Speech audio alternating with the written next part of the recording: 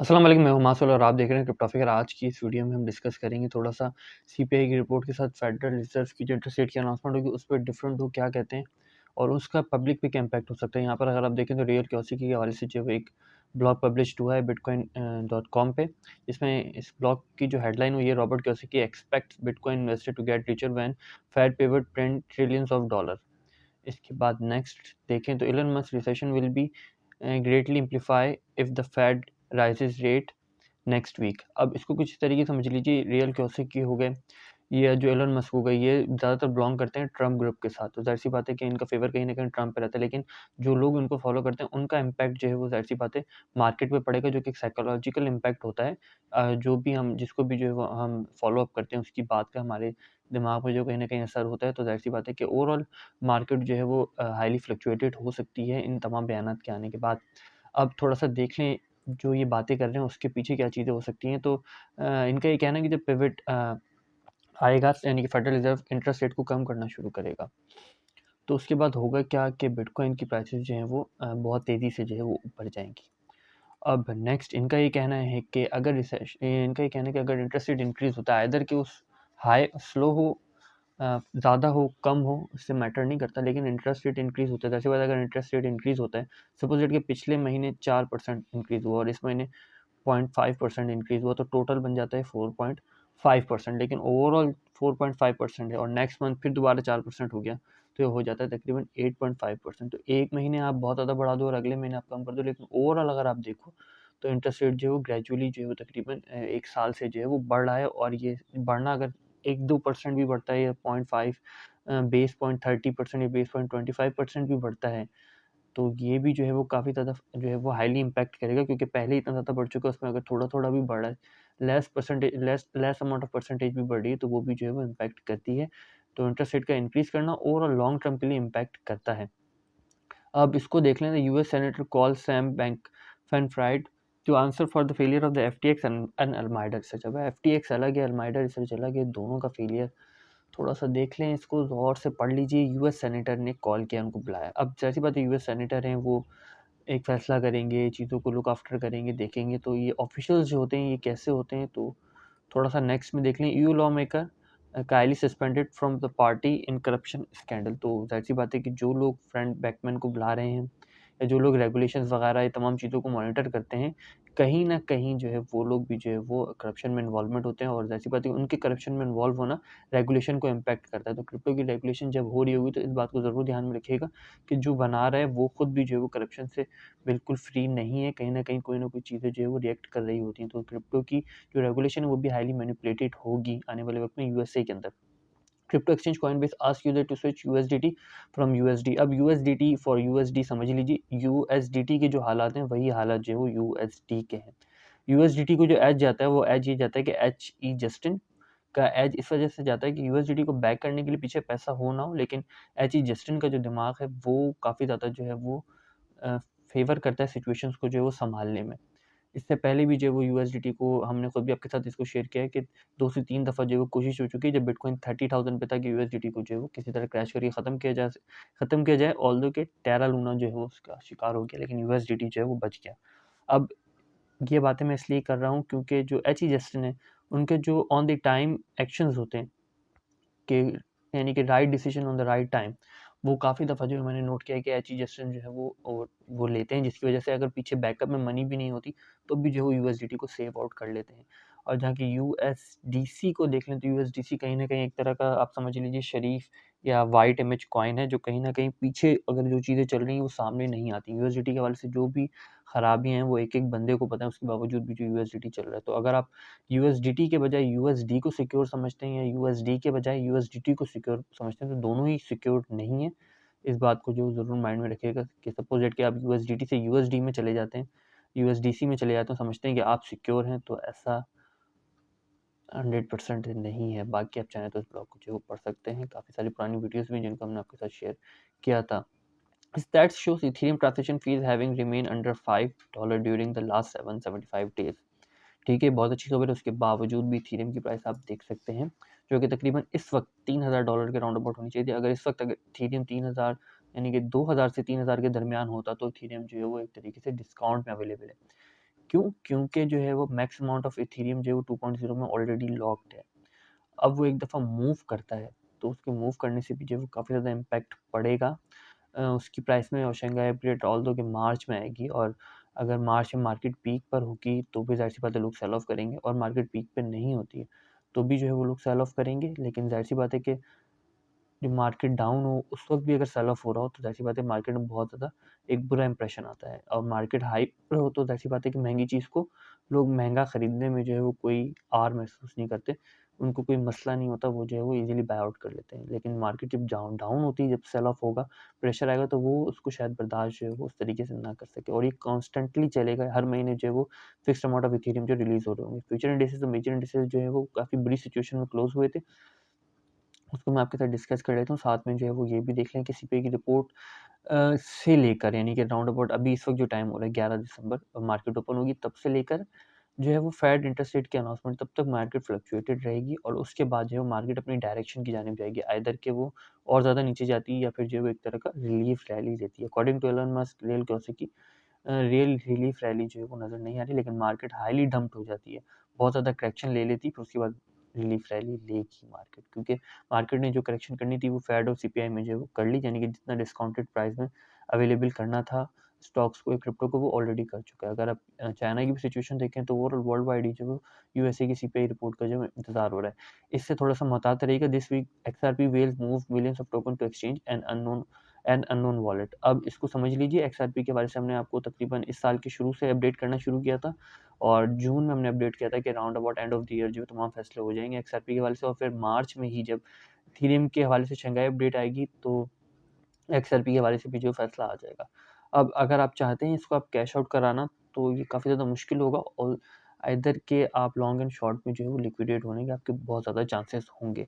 तो कोई confirm tip या इस किस्म की कोई भी चीज़ हो तो उसमें काफ़ी ज़्यादा मोहतात रहिएगा, क्योंकि एक्सआरपी में हमें काफ़ी ज़्यादा ट्रेडर्स जो है वो आने वाले वक्त में हाईली बहुत बुरी तरीके से जो लिक्विडेट होते हुए नज़र आएंगे, और जब इस किस्म की कोई न्यूज़ छपेगी तो हम आपके साथ उसको जो है वो री-शेयर भी करेंगे। इस वक्त जो हमारा करंट एनालिसिस है, क्योंकि ये तमाम चीज़ें प्री प्लान्ड है, काफ़ी टाइम से जो है वो लोग वेल्स जो है उन तमाम चीज़ों के हवाले से तैयार हैं, तो इनका हैवी ऑन चेन डाटा जो है वो कलेक्ट करना काफ़ी मुश्किल है। सपोज दैट कि किसी वेल ने बहुत ज़्यादा एक्सआरपी खरीदा हो तो उसको ट्रैक करना ईजी होता है, और वही वेल अगर एक साल में slow amount of XRP buy कर रहा हो तो वो एक तरह की खामोश साइलेंट वेल होती है, और उसको ट्रैक करना काफ़ी मुश्किल होता है। तो स्टिल इस वक्त जो है वो सिर्फ ये एक ही वेल ट्रैक हुई है, और मल्टीपल वेल्स जो है वो ट्रैक नहीं हुई। 3 दिन जो है वो रह चुके हैं फेड के इंटरेस्ट रेट के अनाउंसमेंट में, उसके बाद पूरा वर्ल्ड वाइड जो है तमाम चीज़ें डिफाइन होंगी। जापान के हालात ठीक नहीं है, ताइवान, जापान, चाइना का जो ये रीजन है जो ताइवान टू जापान जाता है, ये पूरा रीजन जिसमें समुंदर भी आता है, चाइना का बॉर्डर, ताइवान का बॉर्डर, जापान का बॉर्डर आता है, और साथ में जो ऊपर रशिया का बॉर्डर लगता है, ये पूरा रीजन जो है वो आने वाले वक्त में ट्रबल करेगा, सेम रशिया यूक्रेन की सिचुएशन की तरह, जो कि तकरीबन 1 साल से टेंशन चल रही है, लेकिन अभी टेंशन जो है वो काफ़ी ज़्यादा इंक्रीज़ होती जा रही है। इथेरियम हमें 1200 के करीब जो है वो नज़र आता है इस वक्त, जो कि ओवरऑल परफॉर्मेंस अगर इथेरियम की देखें तो हमें अच्छी नज़र आती है with respect to the bitcoin. USDT का पैग स्टिल मेंटेन है, कहीं न कहीं पैग मेंटेन होना प्रॉब्लम करता है। बीएनबी प्रूफ ऑफ रिजर्व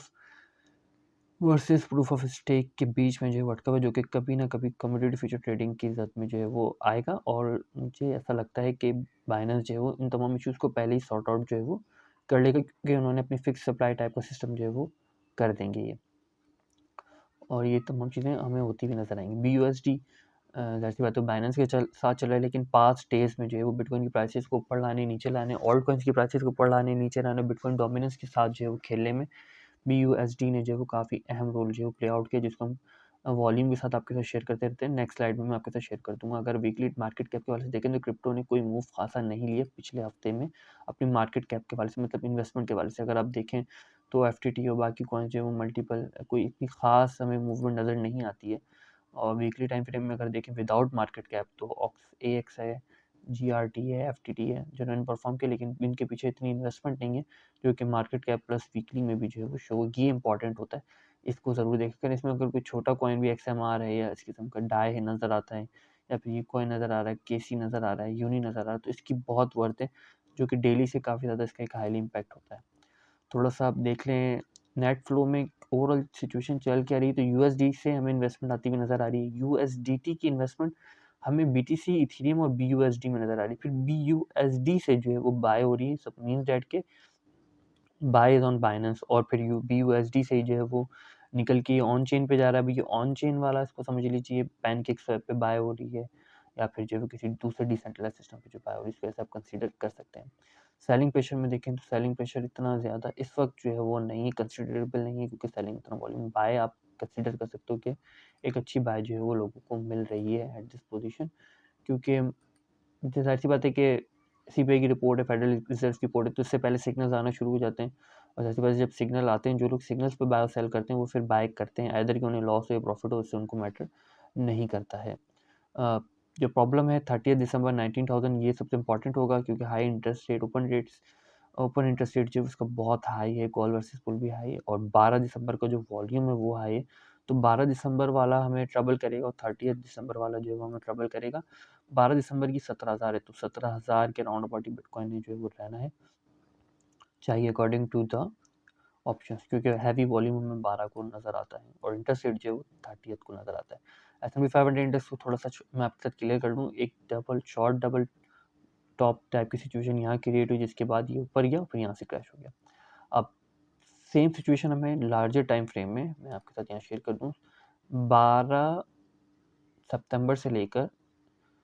1 दिसंबर तक 2 डबल टॉप्स जो है वो ये क्रिएट कर चुका है, और उसके बाद यहाँ पे करेक्शन ले रहा है। आइदर की सेम सिचुएशन हो सकती है, यहाँ से थोड़ा सा ऊपर चला जाए, लेकिन अगर आप इस पूरी चीज़ को देखें, इन तमाम डेट्स को, सब चीज़ों को देखें, तो पिवट नहीं आता, और तो ज़ाहिर सी बात है कि तब तक जो है वो ये नीचे ही जाएगा। अब RSI को देख लें तो कल हमने डिस्कस किया था कि 150 जो है वो सिंपल मूविंग एवरेज जो RSI का होता है वहाँ से करेक्शन ले सकता है, और वहीं से जो है उसको टेस्ट करके ये नीचे as the resistance and support line जो है वो फॉर RSI ये काम करता है। जब आपकी प्रैक्टिस होगी तो आपको समझने में आसानी हो जाएगी। टाइम फ्रेम आप उससे जो सिलेक्ट आउट कर सकते हो। ये वो रीजन है जो कि डेली गैप है, जो कि जिसके फिल अप होने के काफ़ी ज़्यादा चांसेस होते हैं, क्योंकि वीकली ओपनिंग का गैप नहीं है, सीपीआई की रिपोर्ट का गैप है, जो कि लास्ट मंथ में हुई थी। कि जाहिर सी बात है सीपीआई की लास्ट रिपोर्ट में मार्केट ने एक हैवी रिलीफ रैली जो है वो दिखाई थी, जो कि इस पॉइंट से स्टॉक्स जो है वो इस पॉइंट तक आए, और जाहिर सी बात है कि इस मंथ भी अगर सेम सिचुएशन होती है तो हमें जो एक तरह की पिवट की सिचुएशन लगेगी, और जो है वो स्टॉक्स हमें यहाँ तक भी जाते हुए नज़र आ सकते हैं, इधर कि यहाँ से क्रैश कर जाएं, और या फिर यहाँ से अगर क्रैश करते हैं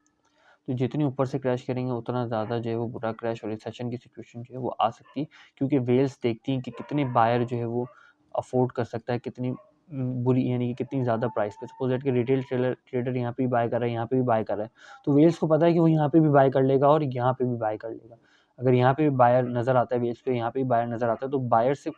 को पूरा इन्वॉल्व करने के बाद ही जो है वो मार्केट को करेक्शन की जानिब लेके जाते हैं, जिसमें जो है वो फिर बुरी तरीके से लॉन्ग लिक्विडेट्स होते हैं और शॉर्ट भी साथ में जो लिक्विडेट होते हैं जब प्राइस नीचे आ जाती है। तो इन तमाम चीज़ों को ज़रा नज़र में रखिएगा, क्योंकि प्राइस जो है वो टेक्निकल एनालिसिस से ज़्यादा वेल्स की मूवमेंट पे डिपेंड करती है कि किस पॉइंट पे वेल्स जो है वो क्या रोल प्ले कर सकती हैं। ये सिचुएशन हम कह सकते हैं कि not good time to trade in the crypto. 4,000 के करीब अकाउंट लिक्विडेट हुए हैं, इट रिप्रेजेंट कि ट्रेडर जो है वो बड़ा ट्रेडर जो है वो आउट है। बड़ा ट्रेडर किस सेंस में आउट है, क्योंकि हमें वॉल्यूम भी जो नज़र नहीं आ रहा, नंबर ऑफ ट्रेडर्स तो लिक्विडेट नहीं हो रहे, हाई नंबर ऑफ ट्रेडर, लेकिन वॉल्यूम भी कम है। अब ये सिचुएशन इससे भी बड़ी जंप जो क्रिएट कर सकती है, कुछ इस तरह की सिचुएशन होती है, वॉल्यूम कम होता है, कम होता है, कम होता है, फिर एकदम से वॉल्यूम हमें नज़र आता है, और लॉन्ग एंड शॉर्ट्स जो है वो लिक्विडेट होते हैं। अगर आप देख सकते हो कि मल्टीपल टाइम लॉन्ग भी लिक्विडेट हुआ, और यहाँ पर अगर आप इसको कैलकुलेट करोगे तो इसका भी जो है वो वॉल्यूम और इसका वॉल्यूम तकरीबन सेम आएगा, इधर कि थोड़ा बहुत 68% अगर लॉन्ग है तो फिर 40% हमें शॉर्ट नज़र आएगा, और ये सिचुएशन क्रिएट हो सकती है जिसके चांसेस बहुत ज़्यादा हैं। अब आइदर इन तमाम चीज़ों को, इसको मैं थोड़ा सा आपके साथ दोबारा रीशेयर करूँगा, क्योंकि स्टिल मैं इस पे जो है वो काम कर रहा हूँ कि एक दफ़ा प्रॉपर्ली अपडेट हो जाए। इनका ये नया सेक्शन आया है, crypto exchange asset transparency, although कि ट्रांसपेरेंसी नाम की कोई चीज़ तो होती ही नहीं है एक्सचेंजेस में, लेकिन इसको भी रिव्यू कर लेंगे। अब थोड़ा सा देख लें कि एक्सचेंजेस में बिटकॉइन मौजूद है, बिटकॉइन को करेक्शन देने के लिए, ये बात तो हमें समझ में आती है, और बिटकॉइन थोड़ा सा मूव हुआ, यहाँ से आप समझ सकते हो कि बिटकॉइन को ज़्यादा ऊपर भी जाने नहीं दिया जा सकता, क्योंकि अगर ज़्यादा ऊपर जा रहा है तो भी एक सेल ऑफ प्रेशर की सूरत में जो है वो बिटकॉइन को डिफरेंट एक्सचेंजेस बाय करके एक्सचेंजेस से एग्जिट करी है। ठीक है, अब थोड़ा सा देख लें कि यहाँ पर क्या सिचुएशन चल रही है, तो हमें नज़र आता है कि बाइनेंस पे बिटकॉइन है, ओकेक्स पे बिटकॉइन है, और हमें हुबाई पे बिटकॉइन नज़र आता है। ये वो मार्केट्स हैं जहाँ पे रिटेल ट्रेडर्स होते हैं। कॉइन बेस प्रो पे रिटेल ट्रेडर नहीं होता, इंस्टीट्यूशनल ट्रेडर होता है। जेमिनी पे भी ज़्यादा रिटेल ट्रेडर नहीं होता है। तो मार्केट को करेक्शन रिटेल ट्रेडर देते हैं, और मार्केट को जो ऊपर लेके जाते हैं वो इंस्टीट्यूशनल ट्रेडर्स लेके जाते हैं, जो कि बेयर मार्केट में यूजुअली होता है। फिर इंस्टीट्यूशनल ट्रेडर्स के बाय करने की वजह से रिटेल ट्रेडर दोबारा से रीबाय करता है, और रीबाय करने की वजह से यानी कि सस्ता बेच के फिर दोबारा से महंगा खरीदता है, और जिस वजह से एक तरह की बुल रन की सिचुएशन क्रिएट होती है। फिर रिटेल ट्रेडर जिसने नीचे से बाय किया होता है, जिसने कॉइनबेस पे बाय किया होगा, वो फिर जो है वो सेल ऑफ कर देता है। जैसे लास्ट टाइम हमें बिटकॉइन 60,000 70,000 पे सेल ऑफ होता हुआ नजर आया। तो ये सिचुएशन चल रही है, तो सिचुएशन उसी हिसाब से क्रिएट है। बिटकॉइन बाइनेंस ओकेएक्स और भाई के पास बिटकॉइन मौजूद है सेल ऑफ के लिए, और कॉइनबेस प्रो बिटफिनिक्स के पास बिटकॉइन मौजूद नहीं है, या जेमिनी के पास, कॉइनबेस और जेमिनी के पास बिटकॉइन मौजूद है। ज़्यादातर जो कॉइनबेस को ही देखा जाता है। अब देख लें तो पॉजिटिव क्या है, पॉजिटिव यही है कि मार्केट जो है वो एक साइडवेज मूवमेंट है, तो मूविंग एवरेजेस जो है वो नीचे आ जाते हैं, करीब आ जाते हैं, तो मार्केट के लिए ईजी हो जाता है कि मूविंग एवरेज को टच करके या वहाँ से जो करेक्शन या उसको टेस्ट करके जो नीचे आने में उसको ईजी रहता है, या टेस्ट करके ऊपर वेग आती है, फिर मार्केट जो है नीचे चले। सेम इस डेट की, सपोज डेट के आप कंसिडरेबल हो कि यहाँ से 44 मूविंग एवरेज से नीचे आ जाएगी, तो 44 मूविंग एवरेज को छोड़ के 100 एक्सपोनेंशियल मूविंग एवरेज तक गई और वहाँ से करेक्शन ले गई। तो ये सिचुएशन हमें देखने को मिल सकती है, इट्स कॉमन। बाइंग और सेलिंग देख लें तो कुछ इतनी खास हमें नज़र नहीं आती, कुछ बड़े ऑर्डर जो टाइम्स ऑफ चार्ट पर नज़र नहीं आ रहे। और सिचुएशन देख लें तो ये सिचुएशन को आप फॉर एनालिसिस यूज़ ही नहीं कर सकते, कि वॉल्यूम ही नहीं है तो आप एनालाइज किस बात पे करोगे। सपोज दैट कि कोई खरीदेगा बेचेगा तो भी आप उसको बिहेवियर पता लगेगा, उस बिहेवियर पे आप जज कर सकते हो।